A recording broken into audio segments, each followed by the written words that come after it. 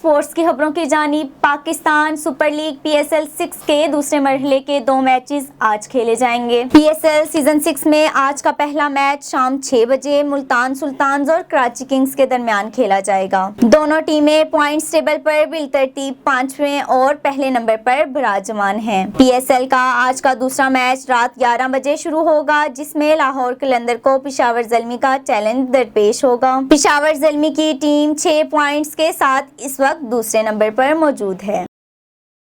Pakistan super league PSL 6 के बकिया मैचों के लिए मारूफ कमेंटर और प्रेजेंटेटर इन एक्शन होंगे। पाकिस्तान क्रिकेट की हमागीर आवाज रमीज राजा के साथ 4 गैर मुल्की तबसरा निगार भी शामिल होंगे। ग्रांट एलिट, डेविड कवार, पोमी ममनूकुआ, JT डोमनी गैर मुल्की नाम हैं, जबकि बाजेद खान, तारिक सईद, सना मीर और सिकंदर बख्त मकामी कमेंटर्स होंगे। ज़ैनब अब्बास बहैसियत प्रेजेंटेटर फ्राइज सरअंजाम देंगी।